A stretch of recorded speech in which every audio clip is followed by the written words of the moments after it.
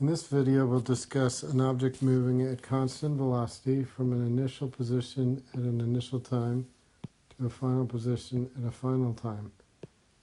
And it moves in this path. The average velocity is the change in position or the change in time, which is xf minus xi over tf minus ti. If you look at the graph, delta x is the rise, delta t is the run. So that means that the velocity is the slope of the position versus time graph.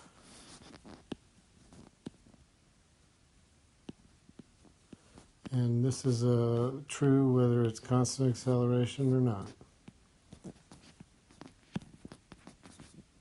So if we take the slope of the velocity, the rise over the run, then we should get a constant number. This will be my average velocity in this case. I should have written average over here. And that allows us to figure out what's going on in most situations. I can rearrange this first equation to say that delta x equals v times delta t.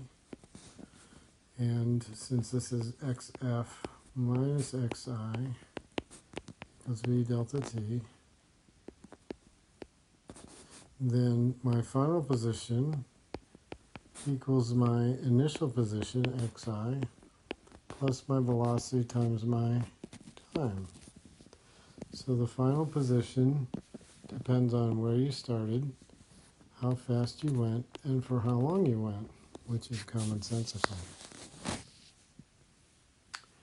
If the object was going in the opposite direction, in this case, the original direction is away from the origin in the positive direction.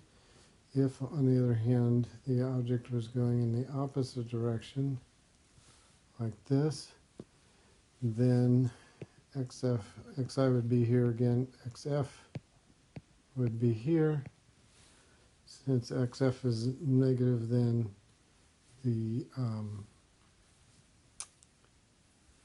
the velocity would be a negative number, and it would be below the line. So we would draw a negative velocity like this. So this idea that the slope of the position graph tells you the velocity, that's a key theme that we're going to use in graphing all of our velocities. What if I was going in the opposite direction, and instead of I told you I was at constant velocity and I wanted to know how far I went. Well, I would look down here, and here's Ti, here's Tf,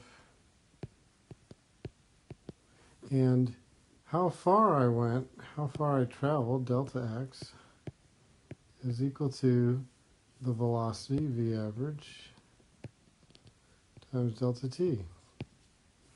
Well, that v average is the height of this rectangle, delta t is the width, so that term represents the area in this rectangle.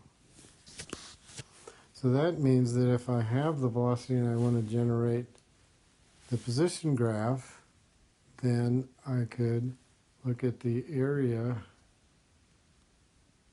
under the curve to generate the position graph. If I have the position graph and I want to find the velocity graph, then I look at the slope of the position graph. And this transformation going from one graph to another will be used over and over regardless whether the velocity is constant.